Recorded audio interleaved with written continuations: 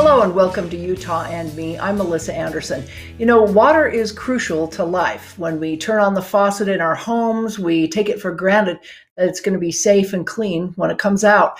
But people living on the other side of the world from us, especially in Africa, don't have that luxury. With us today to talk about a nonprofit organization that's making a huge difference to villagers is WHOlives founder and executive director John Renard, public relations director Nikki Renard, and Mike Anderson, operations director of WHOlives and the Village Drill. Thanks for joining me today. Now, first of all, John, tell us about what is WHOlives and how did this come about? You bet. And thanks, Melissa, for having us on. We're excited to share our story. This story began about 13 years ago. My son was serving an LDS mission over in the Kenya, Tanzania area for 2 years. He came back home about 6 months later. We went over as a family just to kind of see what his life was like. We had never been to Africa before. And during that trip, the one thing that was just astonishing to me and quite frankly the rest of the family that was traveling with us was that we noticed that um, everywhere we went, life revolved around fetching water, getting water. And it would have been one thing if the water was clean, but the water was filthy dirty. And at the end of this trip, we were headed home, and I was on the plane, and I just couldn't get out of my head the frustration it must be to live a life where every day your main goal was to collect this water for your family, knowing darn well that it was going to kill 25% of your siblings or your children. And so I just made a pact just to try to do something. I didn't know what to do, but I wanted to do something. And and what I realized was, man, if we can fix the water problem, then almost by default we fix half of the healthcare problems. And if they have water and they're healthy, then again, almost by default, these opportunities become available. Opportunities to go to school, opportunities to be more industrious and make more money. And so that became the acronym for Who Lives: Water, Health, and Opportunity. So that's the acronym for Who Lives. And Yeah. and so we started with that, and then it was about 2 months later, not knowing again how we were going to solve this problem. Literally in the middle of the night, this idea for a human-powered drill came to me, quite literally in a dream. But it was strong enough to get me up out of bed to the table, and I kind of drew out what I remembered, and that was the start of the development of the village drill. We then partnered with BYU and the engineering department. 8 months later, we had what we now call the village drill, and it's now in 37 countries and has drilled, nearly 13,000 water wells, helping about 13 million people. So that's where we're at today. Wow. Well, kudos to you for having that brainchild in the middle of the night. Yeah. Nikki, as John's wife, I'm assuming you were with him. Tell us about how you became involved in this cause and how important it is to have safe, clean drinking water in these villages. Absolutely. And thank you, Melissa, for inviting us on today. Clean water is a basic human right. We know that people cannot live more than 4 days without water. You can live a long time without food, but water is a basic human right. And it's just crazy that in 2023, there's still over 2 billion people that have contaminated and scarce water issues. I have interviewed so Yeah. many of these women and girls who spend the majority of their day collecting water. I've interviewed beautiful girls who want to be teachers and doctors, who want to get the education they need, but they can't because literally they're a slave to water. They're spending hours and hours walking 3+ miles to the watering hole. They have to go 2-3 times a day, and I've taken that walk with them. I've seen the indentations in their head. Some carry their water buckets with a strap across their head, and there's a permanent indentation in there from carrying that water. And it just breaks your heart. They start as young as 5 years old, and they are literally water slaves. And it's such a basic human right, and everybody deserves clean water. And I knew that I just had to join John in this cause to eradicate the scarce and contaminated water issue in the world. Yeah, and that is an issue. I mean, we always need to be thinking about that. Even if you go to take a drink out of a mountain spring, you don't know what you're getting, and I imagine theirs is Yeah. really muddy and mucky and unsanitary. So, thank you for sharing that. Now, Mike, as operations director, tell us more about the village drill that John was talking about. How does it work, and how long does it take to get the water to pump out of the ground? Oh, great question, Melissa. So the village drill is a human-powered borehole drilling machine. You take 5 or 6 men or women, and they stand around a wheel, and they pull that wheel, and the drill bit goes down into the ground. It really replaces a very expensive piece of equipment called a big rig drilling truck. For the last 60 years, those drilling trucks have been drilling boreholes, but they're super expensive. They can cost $500,000 or even $1 million, which makes it so unaffordable for these rural communities to purchase a machine that would drill their boreholes. But the village drill, in ideal conditions, we can reach water in just a day or two. It'll go 30, 40, 50, 60, even 80 meters down in just a couple of days. And so far, as John mentioned, the village drill's been used in over 37 countries, brought clean water to over 13 million people. If you think about that, from John's dream just 12 years ago, 13 million people now have access to clean water because of this amazing little tool called the village drill. So you said 30 to 40 feet down. I want to follow up to that. A couple of days. Does it have to be treated once it comes out, and how does it come out? So 30 to 40 meters is where we usually find it, which is about 90 feet down. Okay. And once you get below about 45 feet, the water's pretty clean. But we do have it tested to make sure there's no heavy metals or salts or things like that. And they use the same mechanism that you would use on a farm. We install an electric pump or sometimes a hand pump, depending on if the area has electricity. And that pumps the water out of the ground just the same way you did on Grandma's farm. Yeah. So then it goes. They just bring their buckets or their whatever they use after that to get the water to their homes or their little villages.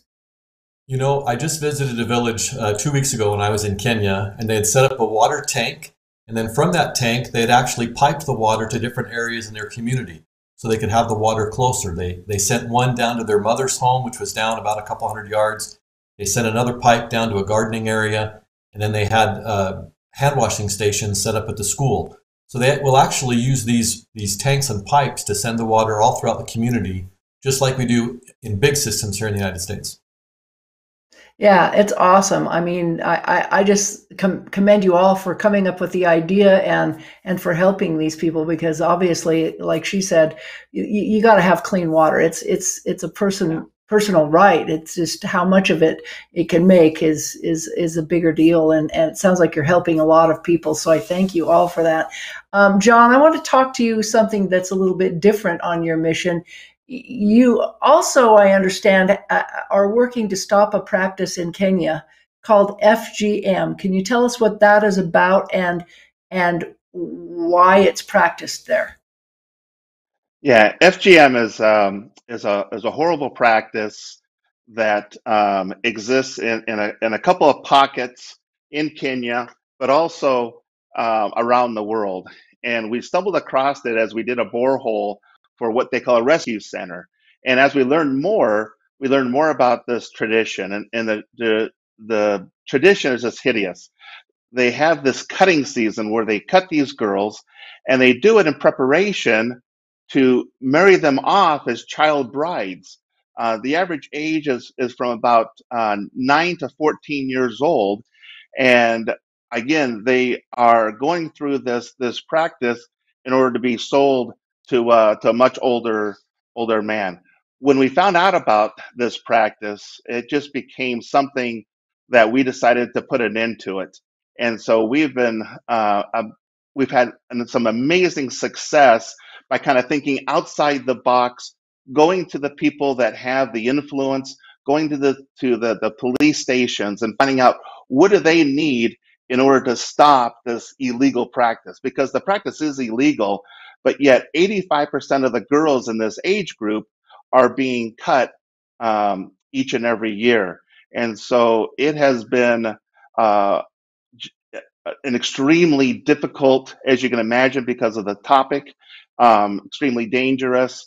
But for the first time, we have made over 60 arrests this year, which has really put a dent in this practice. And we have a 100% conviction rate thus far. We still have probably 20 more cases to go through, but it's our goal to put an end to this. And I tell you, we can use everybody's help because it's a practice that needs to end not only in Kenya, but worldwide. So, a follow up to that, is this kind of a religious practice, or where did it come from? So that's the crazy thing is nobody can tell really where it comes from. To be honest with you, it comes from dominance. It comes from a very patriarchal society, and at the end of the day, it comes down to money and it comes down to power, and it's not necessarily affiliated with any religion. They just call it a tradition. And to me, it's only a tradition because no one's had the guts to stop it for the last 100 years. And so that's our goal is to stop that tradition completely. Well, it sounds horrible. Nikki, what does Who Lives do to prevent FGM from happening, and what kind of impacts have you made so far to help? John mentioned a little bit about that. Yes, so John undertook a rescue this last December through January. So the cutting season happens when school is out. So it happens twice a year in August and in December. And the girls tell us that they know it's coming. The drums are beating. They almost make it like a big celebration. And so John, as part of the rescue, talked to the police, and they needed some money for gas so that they could get to the faraway areas to stop this practice of those who are cutting their girls. And he also established bunk beds in the jails. We started rescue centers. Like John mentioned, over 2,000 girls were rescued during this cutting season. And while they were away from their families, they learned important skills. They just didn't sit idle. They were trained and educated on jobs and other things they could do. And then as part of a reunification process, because we don't want to keep the girls from their families, we did it in a big ceremony with a certificate, and the families were told that the police know your name. They know where you live. And if you choose to cut your daughter, we're coming after you. And we will prosecute you. And we had over 68 arrests from that. So we are paying for many of these girls' education now. And that's where our donors come in, because our donors help to pay for their education as well. I encourage anybody who wants to see some really impactful videos or learn more about FGM to go to WHOlives.org. There's some really powerful videos there. That's great information. That's what I was going to ask. What happens to these girls when they're rescued? How long are they then away from their families? And sometimes are they never go back, or what, Nikki? Yes, so a few girls are not going back to their families. We have one girl who is being groomed to be the next cutter. She's 13, and she's getting a wonderful education right now, and we're paying for that through our donors. So our goal is not to break families apart, but for them to change this cultural tradition that's been happening for hundreds of years. It really is devastating for these girls. And if you could just I interviewed Judy, who was sold at 16 to a 74-year-old man. And she told me what that was like to be a fourth wife. If you could just hear these girls and see what their life is like, you would jump in with both feet to stop this horrible practice. Yeah, and a follow-up to that, Mike, then, how can the public help with these worthwhile causes with donations, and how does that work? Oh, awesome. So the easiest way is to go to our website, WHOlives.org. There's donate buttons all over the website. If you want to look at specific projects, you can go to our projects page, and there you'll see something with FGM. You'll also see where we're drilling wells in different countries around the world, and it'll give a description of the village, how much is needed, and how you can help, and you can donate right to that specific project.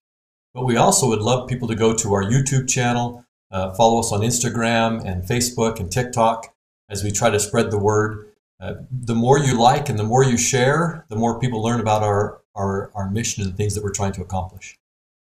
Yeah, it's all about education and getting the word out because we don't know what's going on the other side of the world until it's brought to our attention. So thank you for that.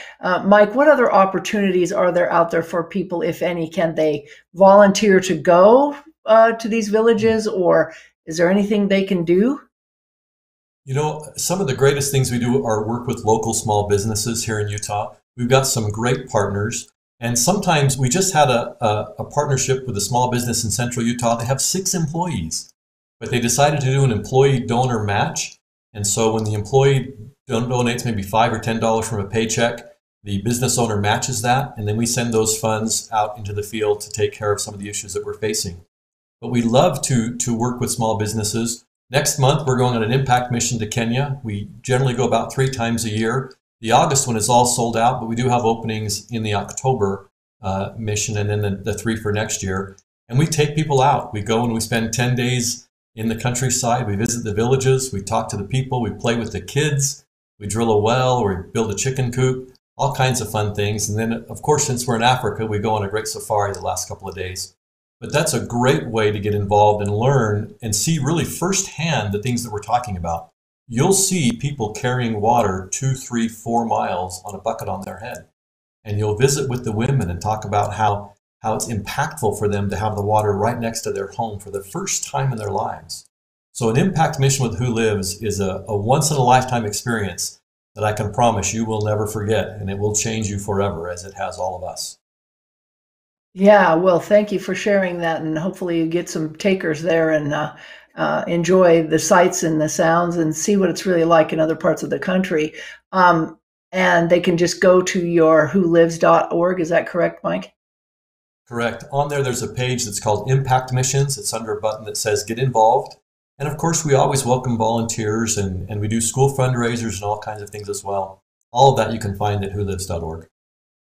All right, great. Thank you. Now, John, how many trips have you made then over to Africa since you started all this with your son's mission? And how does that make you feel knowing that you're making such a huge impact, bringing clean water and these health and opportunities? Yeah. So when I first started, up until COVID, I was spending probably about 5.5 months a year, every year, in developing countries, whether they're at the islands, the Philippines, Haiti, Vanuatu, and also in Africa, Central America, Belize, Honduras, Guatemala. And so my travel has taken me well beyond even Africa, but it really is a labor of love. I mean, it's hard work every day. It's amazing. It's not a 40-hour a week job. It's 50, sometimes even more. But um, the the payoff is when again you're sitting down, you're in a relaxed situation, and all of a sudden a woman would come and just say, "Hey, let me tell you my story," and she'll tell you a story about how her life has just blossomed since having clean water, or by eliminating this tradition of FGM, and those are the payoff moments. And so, but obviously we're very, very blessed to work in this, and to have a life with purpose, and that's what we want everybody, and that's why we want people to come with us, so that they can share in this life of purpose. And it really is rewarding. It's been a wonderful journey for the last 13 years. Awesome. Now, do you plan on expanding this possibly into other countries then? Yeah, like I say, we're in 37 countries as it is, and we expand upon need, and having some boots on the ground, and some other criteria. But we're open to go to anywhere, primarily where there's a need for clean water. As Nikki said, it's 4 days. If you don't have water within 4 days, you're dead. When a child gets diarrhea, if the diet lasts 7 days, they're basically planning the funeral. And so clean water just absolutely changes everything. And this inspired village drill, has again, it's an amazing tool. We've actually put it in a canoe and we paddled it up a river for 3 days on the Congo River to minister to a community. They since have bought a second drill, and they have, I think, over 23 wells all over that community, even in areas where you can only access it by canoe. So, yeah, it's been wonderful. Yeah, that sounds awesome. Now, I understand that you received an award, an International Hero Award in 2015 for these efforts from the American Red Cross. How does that make you feel knowing that you're making a difference around the world? Well, I should probably have my wife talk about it. I was actually out of the country when they gave us this award, and it was a beautiful event. But my wife did a wonderful job, and you know, we just don't think of it as what we're doing more than we're just doing what is necessary. We don't go over there with our savior attitude, or that we're saving the world with big white hats. We're just doing our part, and we're inviting others to join with us to just go in and just get the job done. And we really don't put a whole lot more emphasis on that than just doing what we can, and that's kind of how we keep a level head about the whole thing. That's great. Yeah, with a humbling heart, right? Nikki, can Yeah. you tell us about why you and John have such a passion for these projects? Obviously, you've been there. How do you get the word out about this? Besides what we're doing here today, about these great life-saving efforts? Well, we're unique in that every Wednesday I send out a newsletter. It's called Water Wednesday. And if you go to the website again, you'll get a prompt to sign up for it. So this is how we're different. Each week you can see what your dollars are going for. We have a large community of thousands of people who are on board, and we call them the Well Done Team. I love that name because they're making a well and they're doing a great job. And really, it's just a motivational thing. I spotlight donors. I show you projects that are funded or that need funding. I show you new partnerships that we might have, wonderful stories from our impact missions as well. So, of course, we're very active on all social media platforms. We're very active in the community. We love to share our story, and we appreciate this format, Melissa, for sharing our story. Because really, it's just word of mouth, and it's being excited and being part of something bigger that all of us can get behind and embrace. And one that's very worthwhile. I imagine these drills aren't cheap to make and to haul over there and everything, and they're probably very heavy. Mike, tell us about what other partners and supporters are involved with WHOlives and how they help with that support. Yeah, great question. Thank you. I just spoke to one of our supporters last week. You may have heard of them. Samaritan's Purse is a huge Christian charity, and they purchased a village drill and sent it to South Sudan. And that village drill has now dug 80 boreholes in South Sudan, a very war-torn country with a lot of flooding, and they can take it to places where those big rig trucks just can't go. So we work with big international charities like International Order for Migration, the International Order of the Red Cross, World Relief, World Vision International. All of these big organizations will buy village drills and send them and use in their countries. But we also work with a lot of local partners. Again, these small businesses that we love. Places like US Synthetic in Provo and Redmond Minerals up down in Redmond, Utah. Their employees get on board. They do matching donations, and it allows us, you're right, the drill is about $25,000 plus shipping to get over there. And then when you train a crew, it ends up being $40,000 to $50,000. But with the help of just everyday Utahns, people just taking $5, $10 out of their paycheck and sending it to us, we're able to have an amazing impact on the other side of the world. You'd be amazed to know that we can bring clean water to one person for life for about $5. That seems crazy, but we see it every day. Small donations make a big difference in the lives of individuals. Yeah, well, we appreciate that, and for everybody and those partners out there that are helping, because that really does help those families in the villages to stay alive, really. So thank Yeah. you so much. Real quickly, Mike, the website once again, and then we are running out of time. So where do we go? You bet. WHOlives.org. You can also find us on Who Lives at YouTube, Instagram, TikTok, and Facebook. Great. Thank you so much. And I just like to thank you, John and Nikki, for your efforts Thanks, and Melissa. bringing this all to our Thank light you. so that we can become better citizens in our entire world, not just our own nation. Yes. So thank you so much for what you do and sharing this information. And hopefully we can get the people in Africa some water and some help. So wishing you the best in the Yes. coming years. Thank Thanks for you. having We us. appreciate it, Melissa. Thank you. Appreciate it. Yeah. Thank you. And again, for more information on these worthwhile projects, you can go to wholives.org. Thanks for watching.